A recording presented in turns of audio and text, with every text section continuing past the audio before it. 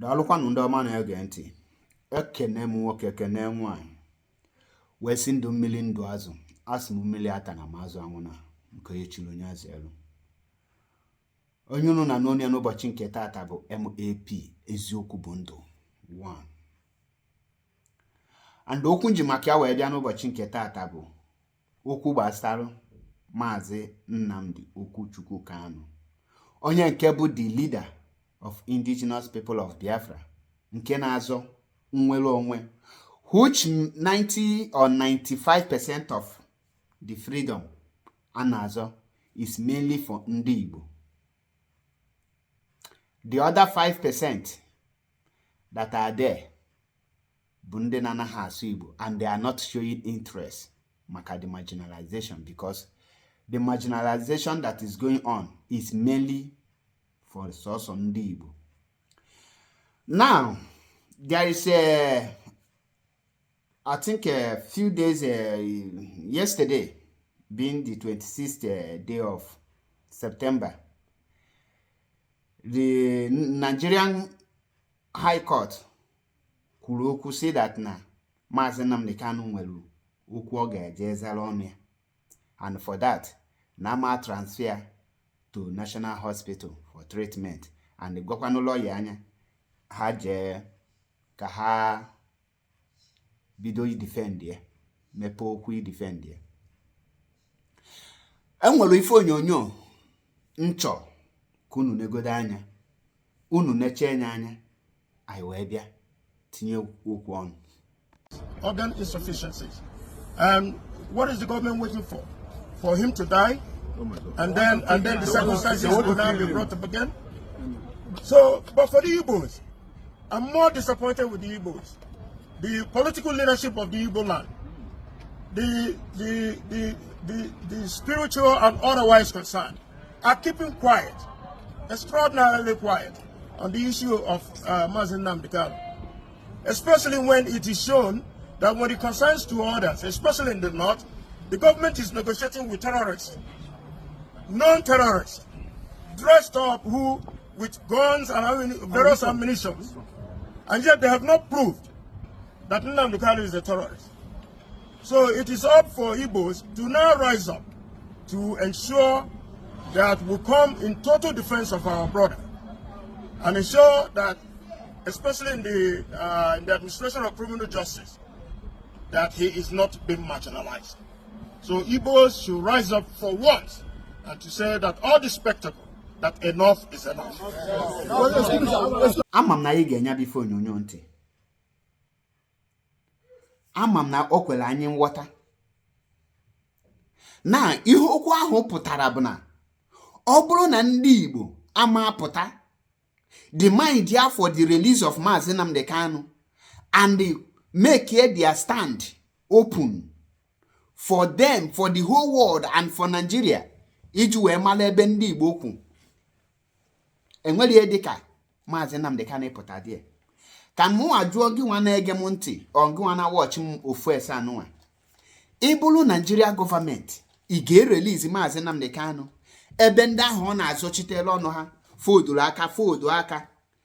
ọkpa without he put a fight to release him? Ị ga-anọkata ị ga-release ya Mazi Nnamdi Kanu ma ọ bụrụ gị wa Nigeria gọọmenti?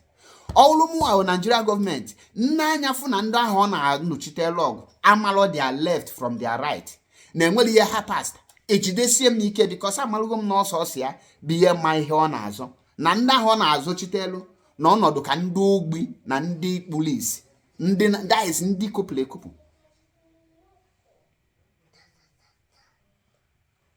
O jogburu de na-esigbuo nkakwụ na at this point of time na ife onye Igbo nwụjurala nne afọ nka na-eche bụ how to ịbụ Igbo president. Ichefuo that na ịbụ president na ihe egosi that na izuru ihe eji mmadụ eme na your people n'ọnụ ha na-elu n'okwu n'obodo ahụ. Ị na-anya n'ụbọchị nke taata efu ka eji akpasa onye Igbo ọbụla agwa na Nigeria, efu that na the reason eji akpasa onye Igbo ọbụla ụdị agwa na-akpasa ha bụ na na-enetu ha anya enetu na enwere na ha dị nzuzu until ndị Igbo apụta see enough is enough. Make their stand very clear to everybody. And when any person get take Igbo serious. And they make it different no Mazi Nnamdi Kanu when ngunari anyi n'ime ebe ahụ ono. Ma aba maka chike mu na ginabo.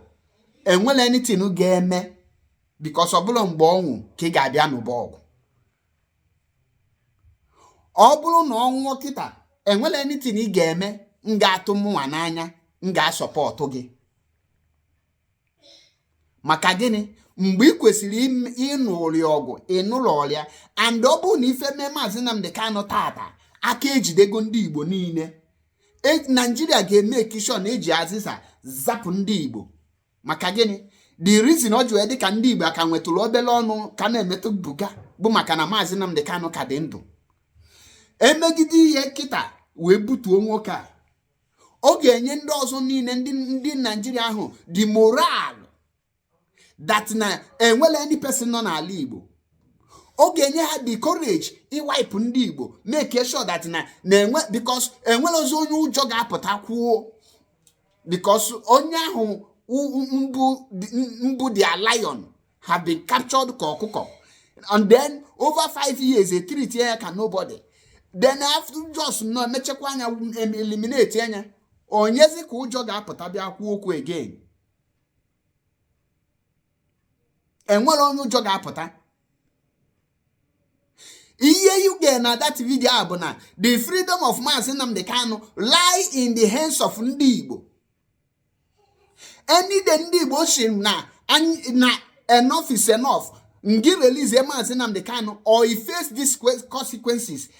Are they make it the mind with empty? Are they threatening with empty hand? Before they call for the release of Mazi Nnamdi Kanu, again was something. That up your mind. You start doing it to affect the people. That is why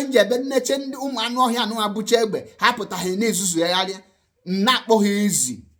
Because you na fighting for Biafra. A man needs Zuzu. All you need connect Nigeria JB, nkedi n'Imo, nkedi n'Enugu ya. Obulebe inacho nwanne gị ga-agbabu. Me mano this oye ka Nigeria jibiri. E mali kwesịrị ime. Ejulu asari ka eko jiri gote. Ejulu otompolo hafa, ejulu eteketom hafa. No ibulebe, iche no ime kidnapping bu na eye geginti.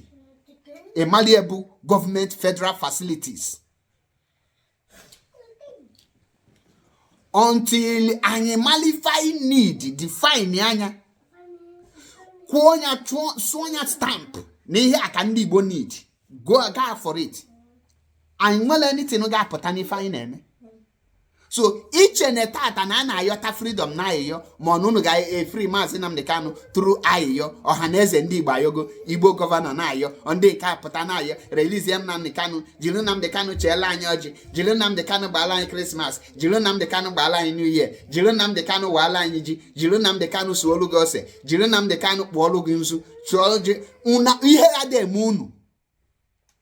Are you people so shameless? Unu offer the kunu shikosi jiri Nnamdi Kanu unu nwanyị. Obi unu ka aka unu ji ka ndị ugwu ji wee na-achị Nigeria. Ọ dịsa aka unu ji ka ndị Yoruba ji wee na-achị Nigeria. Jụọ Peter Obi ọ dịsa aka o ji na ka Buhari ji wee rigote. So uchu unu kita na aka Peter Obi ji ka ọ ga-edo na ka tenye president. Oga, if you are not rugged and well rooted with your people, you stand with your people, you cannot rule others. Gacheke ndị niile chigolo ọchịchị. Ị ga-afụ that they are very strong men. They stand with their people. Yoruba nation was also Tinubu was among the people for OPC. Tinubu, I don't believe in one Nigeria. The news is there. Gacheke statement of Buhari before one na apụta anya bụ na ezizu. Agwago m unu all na each of freedom anya mefe ka mmadụ. Mazi Nnamdi Kanu enweghị ebe ọ na-apụta without na ndị Igbo putụrụ up fight. All na ya chọghị igbe egbe anya mefe na-akpọ social civil disobedient. Ona nkwuri ya keta ka m gwakwa unu anaghị m support violence, mana if violence bụrụ the only solution, we welcome it.